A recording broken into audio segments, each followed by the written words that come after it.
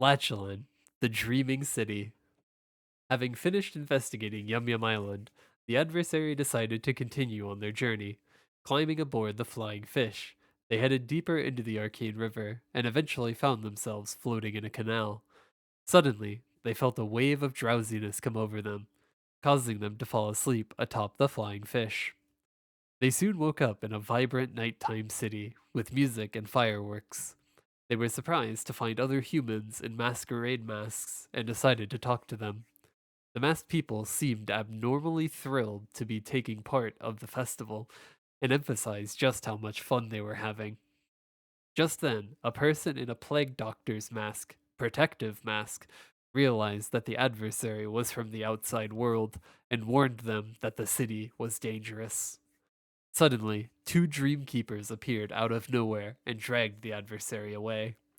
They brought the adversary before Lucid and put them in line behind another civilian, whom Lucid transformed into a butterfly with the snap of her fingers. She then greeted the adversary and welcomed them to Lachelein, the city of dreams and illusions, where there was no sadness nor pain. Author's note: Lachelein comes from the German word Lachlein, which means smile.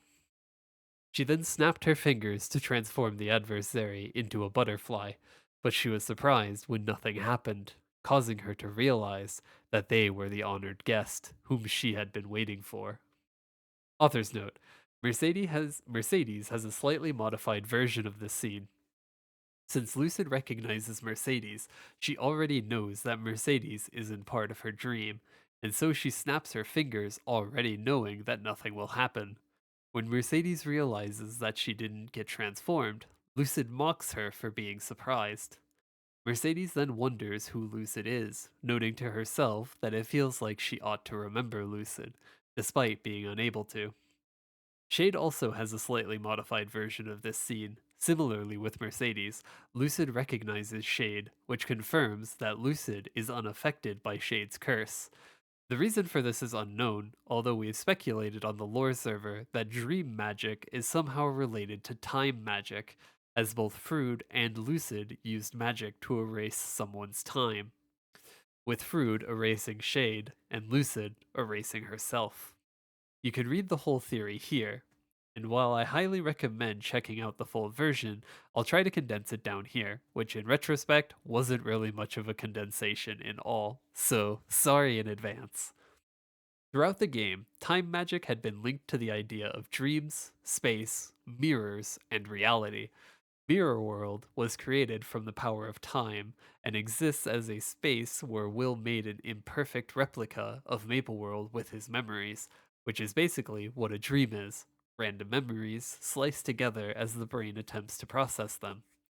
Mirror World was based on the Sharenian time loop created by Urgoth, which is another link between dreams and time. Ho Young can also enter the space of Shangri-La directly through his dreams, and there's also a popular in-universe belief that Maple World is merely Rhine's dream. This, along with a few other examples, suggests that time magic and dream magic are both manipulations of aspects of reality itself.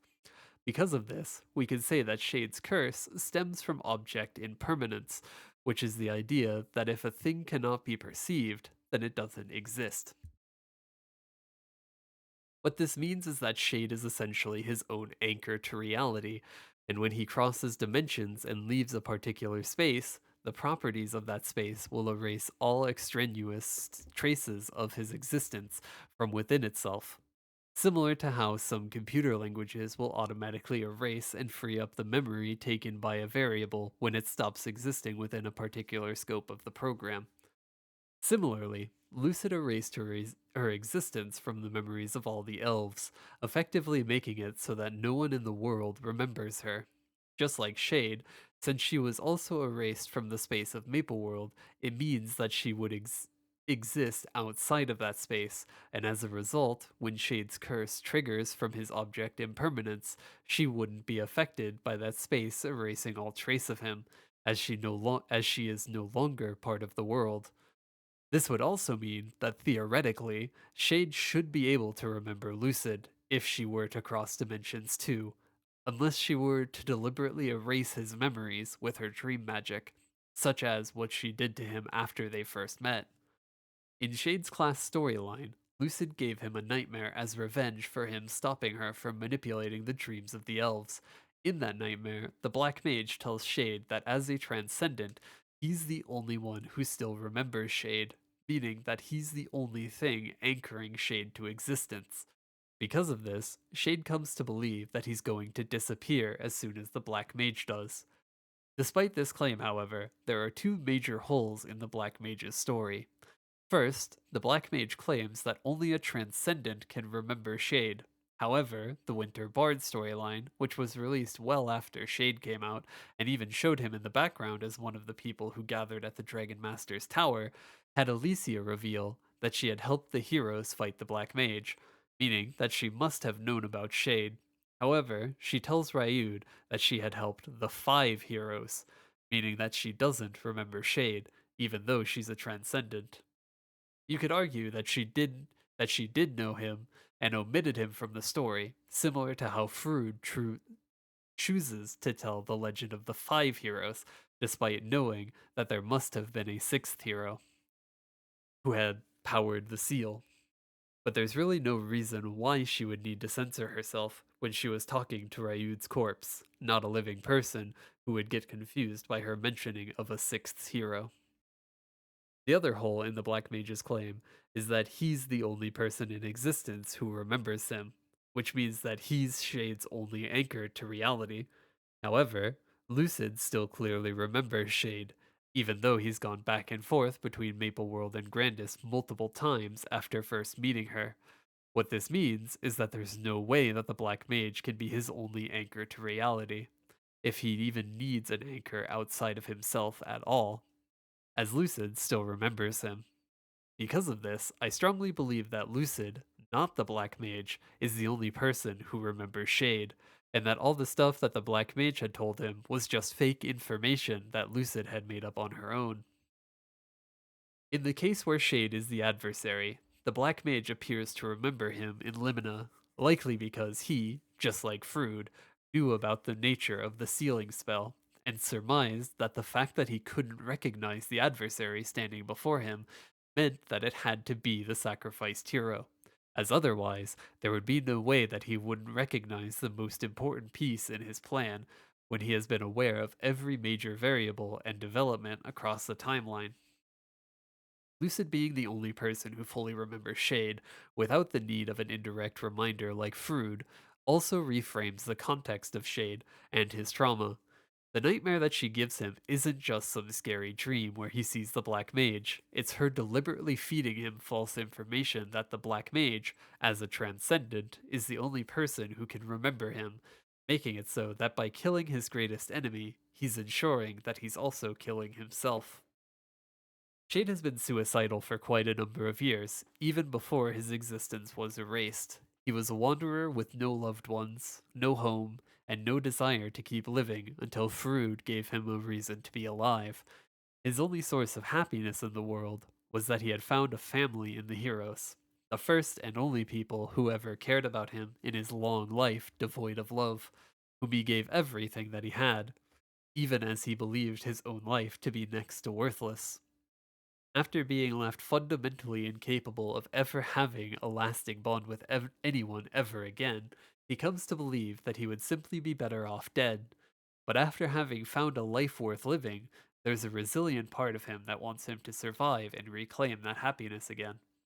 What Lucid does to him with her nightmare is cripple his desire to stay alive by showing that he'll never be able to have that happiness again for as long as he lives. Just when he's finally starting to care about himself again, she manipulates him into believing that he's going to disappear once the Black Mage is gone, meaning that he'll never get to live a proper, peaceful life with the heroes or Moonbeam after the war is over. Shade is now caught in this horrible cycle of guilt, as he doesn't want to disappear, but the cost of him choosing not to fight is that the Black Mage will continue threatening the entire world. He starts hating himself because he thinks that he's being completely selfish for not wanting to die, as he equates that with him wanting the Black Mage to keep hurting innocent people. And because of his long standing suicidal ident- indentation, He's trapped in this warped type of thinking that having a desire to keep living was a mistake all along, and that he should have killed himself long ago in the first place. At the same time, it's clear that no matter what, the part of him that wants to live won't go away, and no matter how much he hates himself, he can't go back to who he was before, as the memories of Frood, the heroes, and Moonbeam keep reminding him that he was happy with them once, which drives him to protect them so that he'll be happy, or that he'll keep being happy. They'll keep being happy, even if it won't ever be with him. As a result, he's now committed himself to defeating the Black Mage, knowing that he's effectively committing suicide once again to save his friends, just like he did when he had first sacrificed himself to seal the Black Mage, when he had believed that he would stop existing by powering the seal. This time, however, he's absolutely sure that he's going to die, and that he's going to die in the most miserable way possible. Alone and afraid, disappearing without a trace, with not a single person who will ever remember him or how much pain he had to put himself through for all of them to live a happy life. What's even worse is that he's doing this while knowing that once he dies and leaves their world for the afterlife, his existence will be erased for the last time, and not a single person will ever miss him or mourn him, as no one will ever remember the sacrifice that he had made for them. This idea is something that gets carried through Shade's exclusive dialogue in Tenebris, as the entire battle is him coming to terms with the fact that he only has hours left to live, and that he's not going to live to see the next day. If I'm being honest, I'm extremely appalled by what Lucid did to Shade, taking someone in mental crisis who's actively going through one traumatic incident after another, tearing open their fresh wounds and then pouring salt all over it just to gleefully watch them relapse back into their suicidal tendencies is actually one of the most sickening things that I've ever seen in my entire life. Regardless of whether or not the Black Mage being Shade's anchor was a lie, Lucid intentionally fed him the information, knowing that it would hurt him in the worst way possible. While Lucid might have gone through a lot of trauma herself, trying to egg on a suicidal man to kill himself when he's trying to find a reason to live isn't something that can be excused in any capacity. I've seen Lucid's actions as a commander excused before on the basis that she's crazy, which I personally think is a very damaging form of reasoning for several reasons. First of all, people love to casually throw around the word crazy in any situation where someone with a hint of trauma starts behaving irrationally. There are plenty of perfectly well adjusted people who might just be upset for a valid reason, and then they are just slapped in the face with, "Did you forget to take your meds? Let's check in with the doctor to see what he thinks," just to invalidate everything that they're feeling. I honestly hate how much the word crazy has become synonymous with mental illness and the idea that people are solely defined by it. On the flip side, we get people who like to treat mentally ill people like they're delicate little flowers with no agency, or with all the agency of an infant. It's a nice thought to be sympathetic towards those going through a rough time, but the idea of excusing someone's actions just because they're mentally ill is rooted in the toxic reasoning that mentally ill people can't possibly be held to the same standards as normal people, because the implication is that they're all somehow incompetent or disabled in their ability to comprehend logic and morals. Being mentally ill is highly traumatizing, and people who suffer from it experience significant changes in their emotional states, which affect how they behave. But as much as I would love to get a free pass for saying and doing things I normally wouldn't when I'm not well, that's not how the world works. There's an old adage that mental illness isn't your fault, but it's your responsibility, which is very much true. It's frustrating and unfair, but you can't just say, "It wasn't my fault," and magically make it everyone else's job to deal with the consequences of your actions. People can and probably will forgive you for what happened, but at the same time, no one is obligated to forgive someone just because their actions were understandable.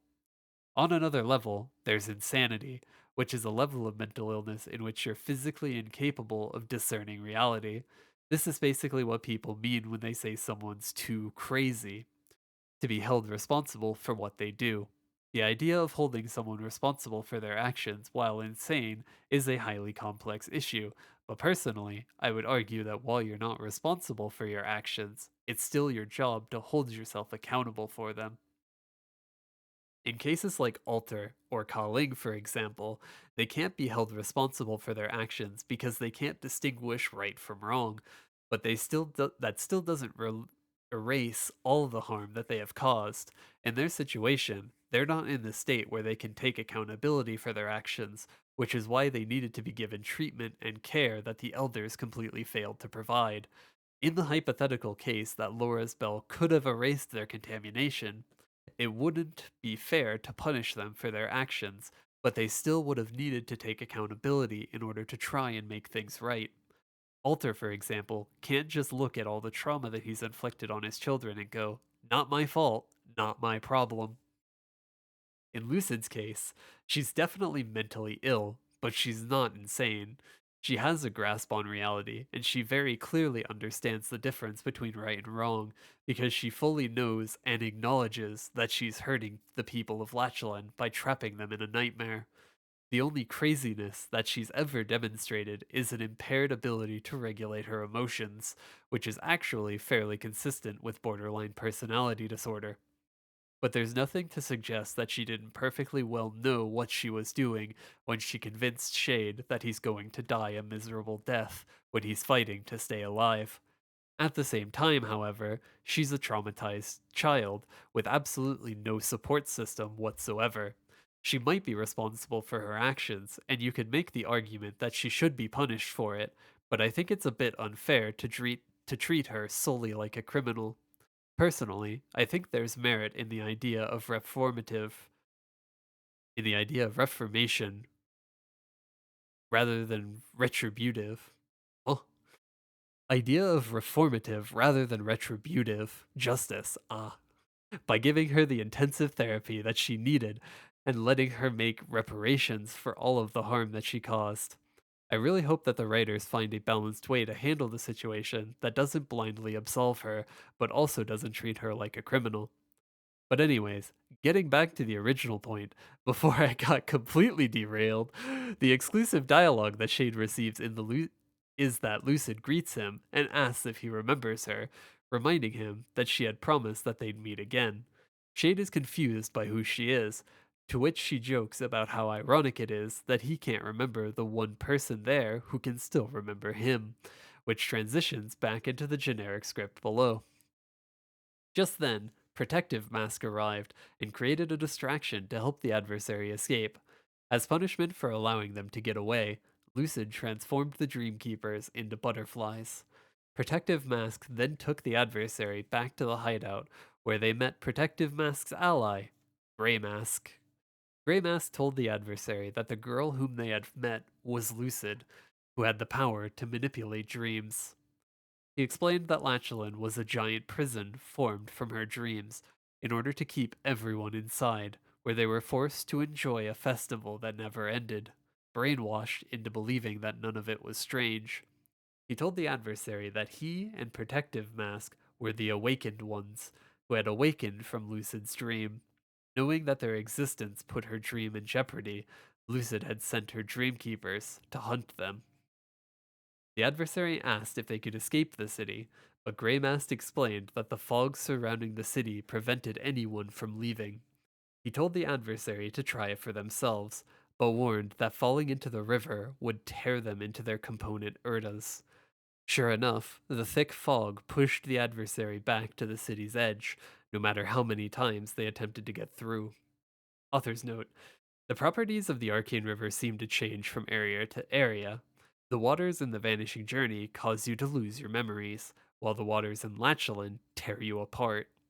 However, the other parts of the river seem to be perfectly safe, as the Morass and Celis areas allow you to even breathe underwater. After they returned back to the hideout, Protective Mask told the adversary that they needed a mask in order to blend in. Grey Mask told them to obtain materials from the Paper Bag Alley citizens.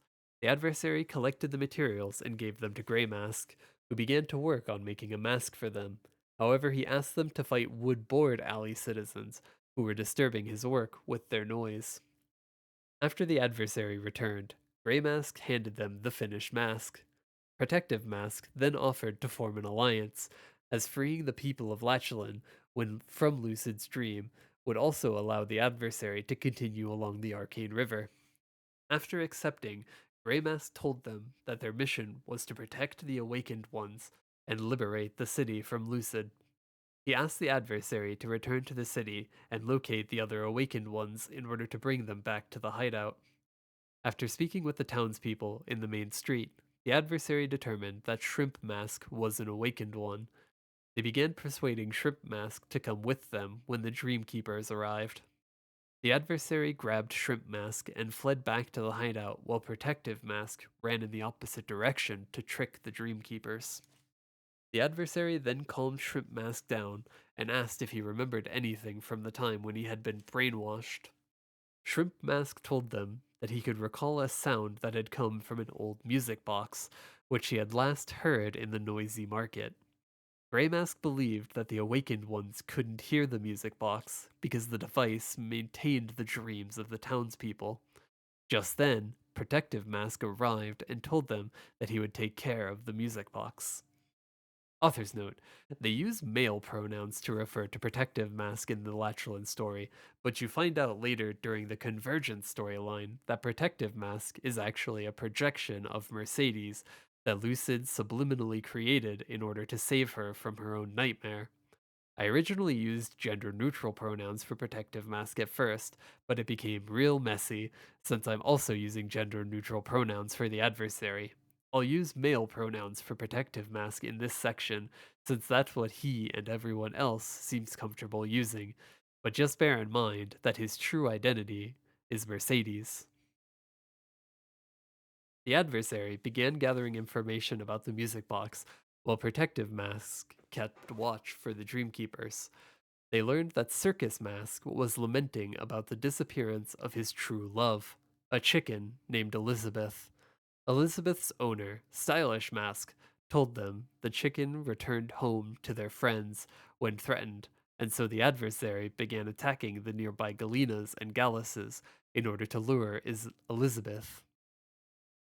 Sure enough, they were able to get Elizabeth to return home. Having helped Circus Mask, the adversary asked him if he had heard the music box, to which he gave a nonsensical answer. Although Protective Mask was able to determine that Circus Mask was telling them that the music was coming from the direction of the river's source. Along the way, they met Huge Watermelon Mask, who asked them to shatter angry victory plates and bring back their pieces in exchange for the music box's location. He then told them that the sound had come from Pie Mask, who asked them to shatter crooked victory plates and bring their pieces back as proof. After they returned, Pie Mask suddenly turned into a music box, and Dreamkeepers began arriving on the scene. While Protective Mask held them off, the adversary destroyed the music box, breaking the dream and causing the Dreamkeepers to fade away. All the people in the noisy market then awoke from Lucid's dream, and Protective Mask was filled with a surge of memories. He recommended that they keep the awakened ones in the noisy market, as the Dreamkeepers couldn't exist in the area since the dream had been broken. They decided to head back to the hideout, and Huge Watermelon Head also volunteered to come along with them. Meanwhile, a Dreamkeeper reported to Lucid that the adversary was breaking the illusion of Lachelein, though he was quickly transformed into a butterfly for failing to stop them. Lucid wondered whether the adversary was the one chosen by the Black Mage, or if they had come for her. However, she believed that it changed nothing, and invited them to continue clinging on to their false hope. Back at the hideout, Protective Mask explained that the dream would collapse once enough citizens escaped, and that they needed to destroy the remaining music boxes for that to happen. He explained that Lucid's memories had flooded into him, and that the first music box had been destroyed, from which he had learned that the music boxes kept Lucid's dream from collapsing upon itself. He then asked Huge Watermelon Head if he remembered anything before he had awakened. Huge Watermelon Head told them that he remembered seeing Lucid, who had been saying, "Where is the nightmare?" Grey Mask realized that even though Lachelein was a dream that she had created, There were elements that even she couldn't control, and believed that it was key to defeating her. Huge Watermelon Head added that he had heard a second music box near Lacheline's ballroom just before he had awakened. As they made their way to the ballroom, Protective Mask and the adversary, who they thought asked the adversary who they thought the residents of Lachlan really were, as the Arcane River was a newly born world. Protective Mask believed that the people of Lachlan were Urda shaped into human form and blinded by a dream of being human. He wondered whether Urda had souls, and whether struggling to live was proof of a soul, before telling the adversary to forget about it and instead focus on their mission. Just like before, the adversary attempted to interrogate the citizens, but they were stopped by Piper Mask, who told them that they needed a flashy mask to pass the dress code. They collected materials from angry masquerade citizens for Piper Mask, who created a very fancy mask for them. While speaking with the townspeople, stylish Youth Mask asked them to defeat the insane masquerade citizens for him. As thanks, he suggested that they speak to Dark Mask. Dark Mask revealed that he was an awakened one, though he still felt trapped since they were all still inside Lucid's dream. He refused to help them and instead tried to leave, ignoring Protective Mask's suggestion that he blend in amongst the ones still dreaming. Protective Mask then went off after him, and the adversary ran after the two. The adversary quickly found Dark Mask and Protective Mask being surrounded by waves of Dreamkeepers. Dark Mask explained that Protective Mask had gotten injured trying to protect him. Though Dark Mask believed that they were done for, Protective Mask told the adversary that the Dreamkeepers around them seemed weaker because of the destroyed music box at the night market. The adversary told him that they would hold the Dreamkeepers off, prompting Dark Mask to ask if they were the nightmare that Lucid was looking for. He explained that though he didn't know where the music box was, Masquerade Mask often talked about hearing music. While the adversary held off the weakened Dreamkeepers, Dark Mask was able to escape. Protective Mask then told them that they needed to return to Lachlan's ballroom. Regarding their conversation about whether Urda had souls, Protective Mask told them that it didn't matter, as he needed to face Lucid, even if it meant that he didn't come back. The adversary asked what the nightmare was, to which Protective Mask explained that the adversary was immune to Lucid's power, since they weren't part of her dream, meaning that they were the only one who could stop her. They then arrived at the ballroom and found Masquerade Mask, who told them that she wanted to impress everyone with her dancing skills. Protective Mask noted how Lucid's subconscious her subconscious thoughts were reflected in the characters that she had created in Lachelein, including her strong need to be appreciated by others. The adversary then hunted the red dancing shoes in order to bring a pair to Masquerade Mask. After giving them to her, she transformed into a music box. Immediately, the Dreamkeepers arrived to apprehend them. The adversary quickly destroyed the music box, causing the Dreamkeepers to vanish and allowing everyone in the ballroom to awaken from Lucid's dream. Protective Mask was then consumed by more of Lucid's memories, which weakened him as Lucid's hold on the dream slipped further. At the clock tower, Lucid decided to take drastic measures and sent her butterflies across Lachelein. Protective Mask felt her power and realized that Lucid was causing Lachelein to rapidly expand and consume the entire world. One by one, the citizens of Lachelein began transforming into Dreamkeepers, including Grey Mask and the other awakened ones. With no other choice, Protective Mask pushed himself and the adversary into the Arcane River, where the Dreamkeepers would not follow.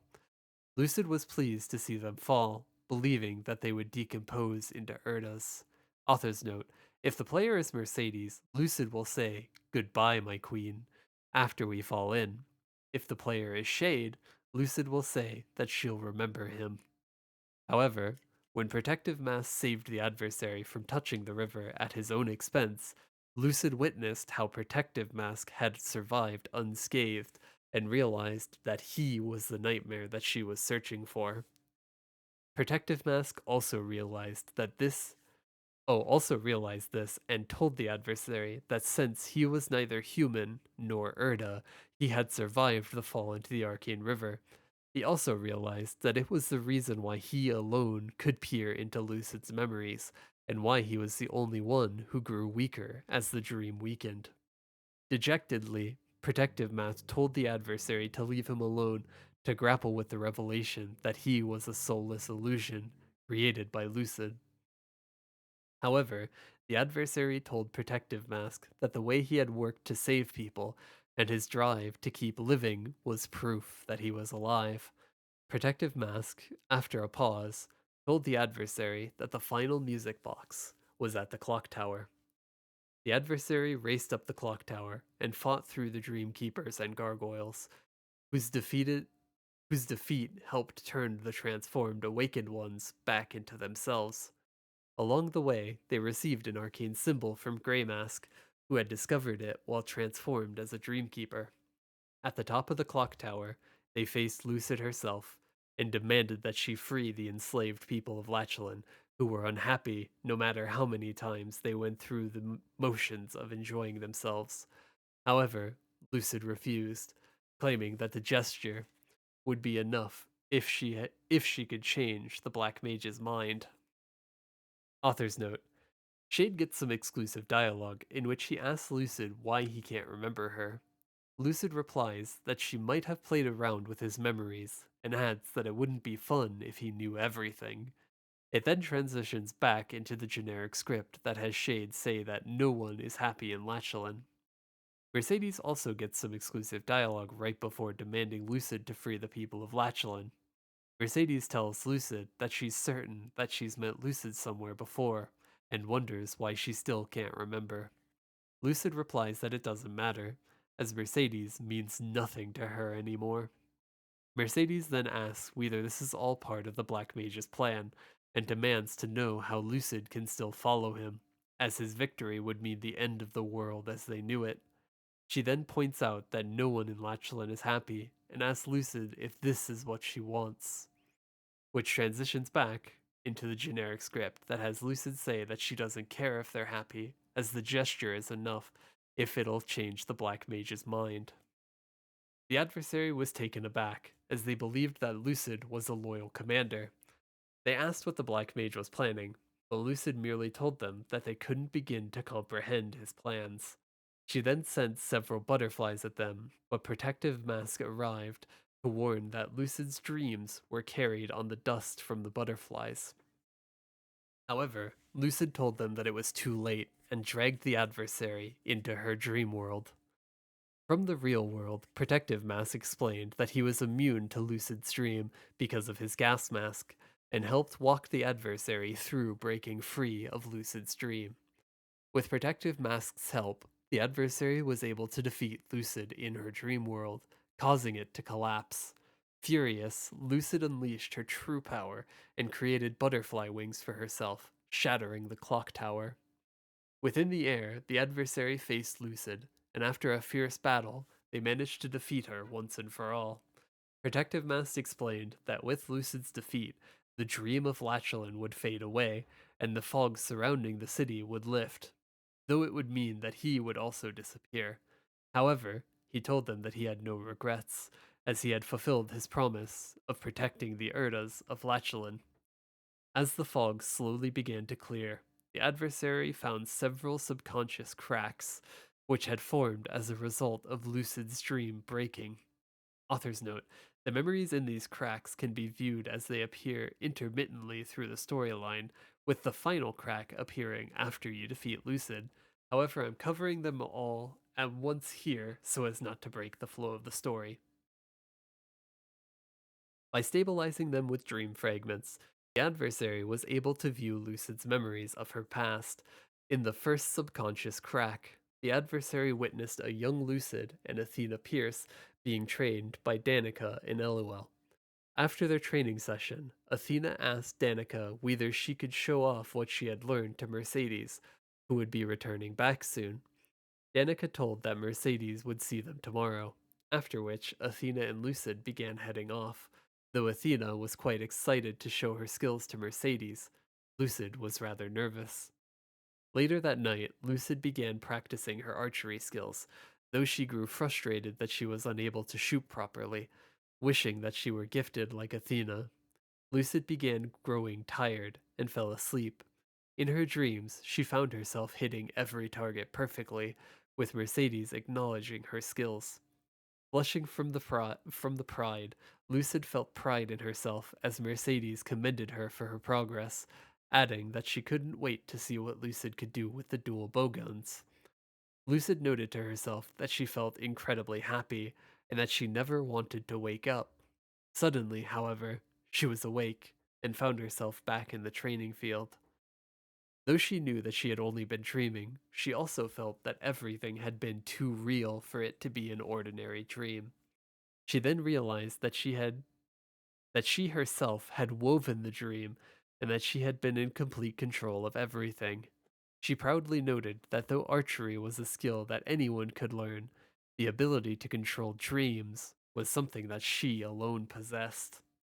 The next morning, Lucid presented a beautiful music box to Mercedes, which she claimed would give sweet dreams to the listener.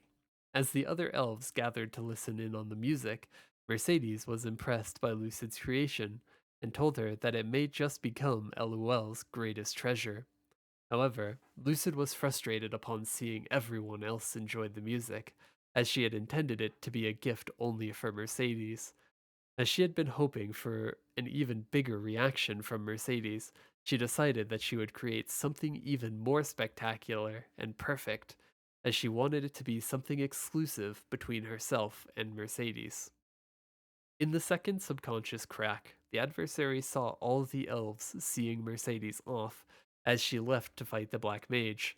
Lucid grew worried that she might be seeing Mercedes for the last time and decided that she would go with her. Just then, Athena stepped up and declared that she would accompany Mercedes, causing some of the other children to speak up as well. Mercedes thanked them for their bravery, though she told them that it was her duty to protect them, not the other way around. That night, Lucid followed Mercedes and Danica as they headed off, intent on joining them. To her shock, however, she discovered that Athena had gotten there first. Lucid watched in horror as Mercedes agreed to let Athena accompany them, even giving her the mistletoe for protection. Filled with despair, Lucid ran off in tears, feeling as though no one in the world cared about her. In the third subconscious crack, the adversary found Lucid somewhere remote, deciding that if no one cared about her anymore, then she would remove herself from their memories, declaring that she didn't need any of them. After erasing herself from the mind of the elves, the oh, Lucid immersed herself in a dream world of her own making, completely isolated from the outside world. Oblivious to the passage of time, Lucid was unaware of the heroes finally sealing the Black Mage away, as well as his final curse upon them. With the destiny of the elves being tied to Mercedes, all of the elves were frozen in ice, including Lucid. Because of her abilities, Lucid's mind remained awake, and her dream world quickly became a prison. Though she attempted to weave happy dreams for herself, such as ruling the elves as their queen, she remained aware that it was merely an illusion. Crafting one dream after another, Lucid soon began wishing that she wouldn't wake up again. In the fourth subconscious crack, the adversary saw how, over the centuries, Lucid grew increasingly desperate to be saved from her prison, and eventually projected her mind as far as it could go. Unexpectedly, Lucid touched the consciousness of the Black Mage, who promised her eternal life, infinite knowledge, and a new world. As a child who had never even left LOL's borders before, Lucid grew enticed by the Black Mage's offer. To hear that such a powerful being needed her was all that Lucid desired, and so she took his hand without hesitation, feeling like her mind was about to burst from all the new things that the Black Mage had offered to show her. Lucid used her augmented powers to break free from the ice and became one of the Black Mage's commanders. In the fifth subconscious crack, the adversary watched the Alliance bicker amongst itself, with Claudine confronting Cygnus, claiming that her scouts had entered the gate to the future in which they had seen Cygnus and her knights turn on the people of Maple World. Cygnus attempted to remind Claudine that the vision of the future was a fabrication created by the Black Mage, though Claudine remained unconvinced. While Athena Pierce attempted to keep the peace, Lucid watched in amusement as the Black Mage's plan to waver the Alliance's willpower continued smoothly. Although the Alliance had realized that it had just been an illusion, the seeds of doubt had been planted in their minds, which she hoped to further reinforce with the nightmare that would soon come forth. In the Black Mage's throne room, Lucid reported to the Black Mage that a new world was about to unfold. Curious about what sort of a world he was planning to create, Lucid asked him to show her a glimpse of what he was hoping to bring about. The Black Mage then showed her a vision of ultimate darkness, causing a shocked Lucid to realize that there was absolutely nothing in the new world that the Black Mage planned to make, and most importantly, not even the Black Mage himself would exist. Author's note: this is another case where it's shown to the adversary that the Black Mage is planning to create a new world, even though we're surprised to learn in Isfera. I guess you could technically interpret the concept of a new world loosely by having the adversary take it as the Black Mage turning Maple World into a realm of darkness, rather than him literally making a new world from scratch. Upon realizing that the Black Mage sought to end his own existence through the Genesis ritual, Lucid grew shocked and saddened, as the Black Mage was the center of her world. Hoping to change his mind, Lucid chose to betray the Black Mage and created Lachelein in the Arcane River. By creating a festive city with no sadness nor pain, Lucid planned to grow her dream beyond the Arcane River and envelop the world, believing that showing the Black Mage the joys of life would be enough to convince him not to end his own life. Author's note: Lucid simping for Black Mage made me immediately think of that one meme with the dude bro on Snapchat. Black Mage vents about how much he wants to die. Lucid: no, don't kill yourself. You're so sexy, aha. Lucid might actually be the messiest person I've ever seen, like even more so than me, which is saying a lot.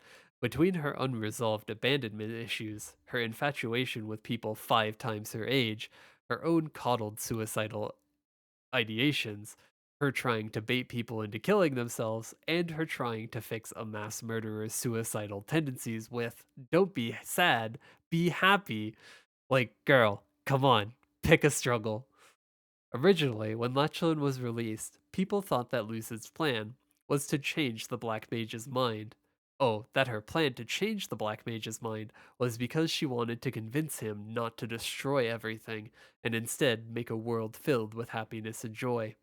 After the Genesis Weapons storyline was released, it was revealed that Lucid was shocked not because the world that the Black Mage would create was empty, but because he himself didn't exist in it. However, the adversary doesn't have that context when they see these memories, so they just think that the Black Mage wants to make a world of darkness. Also, for the record, GMS localization is actual garbage that completely omitted Lucid's motivations with a bad translation. I feel like I complain every other section about how bad the localization is, but it's really the worst thing ever. The fact that you have to go to KMS and somehow have the means to translate the original Korean text in order to learn important lore things is an embarrassment to the quality of GMS. In the sixth and final subconscious crack, the adversary watched Lucid holding a glass of wine as she celebrates the completion of Lachelein. Author's note: I guess we can add on underage drinking to Lucid's list of evils, heinous crimes too. Suddenly, however, Lucid felt a wave of drowsiness, causing her to collapse and fall unconscious. Inside her dreamscape, Lucid sensed that something was wrong and decided to leave.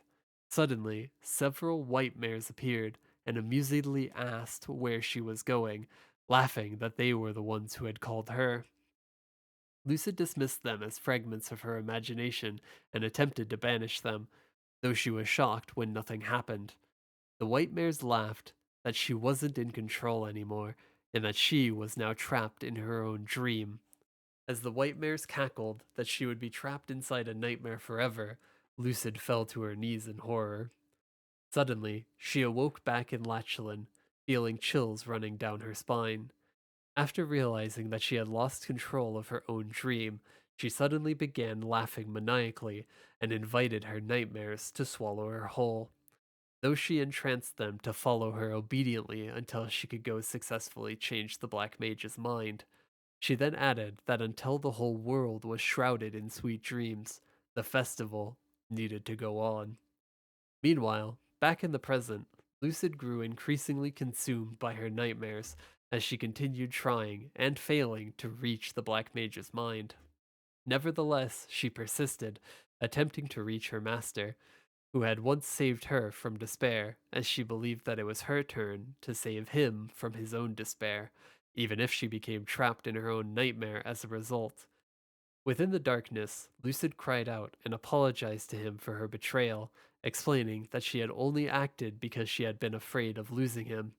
Suddenly, Lucid managed to reach the Black Mage's subconscious, and though she didn't know whether it was because of her heart, whether it was because her heart had reached him, or whether it had simply been pure coincidence, she was overjoyed at having finally reached him, nevertheless. Before the Black Mage was able to detect her presence, Lucid quickly sensed that there was a disturbance inside his unconscious mind. Peering deeper inside, Lucid sensed a faint, yet intense memory filled with sadness and relief, which had soon turned into unbridled hatred. Just then, however, the Black Mage became aware of Lucid, accessing his memories, and pushed her out of his mind, leaving her trapped in her own nightmare forever, with the knowledge that the person who had meant everything to her had abandoned her for good. Author's note: the scene of Lucid being abandoned by the Black Mage is seen after you defeat Lucid during the Genesis Weapon Liberation questline. This memory that Lucid accesses was the moment that the White Mage had entered the Divine Realm, with his emotions corresponding to how his pain and sadness had turned into relief upon reaching his ultimate light, right before his relief had turned into pure hatred for the Overseers and what they had done to humanity.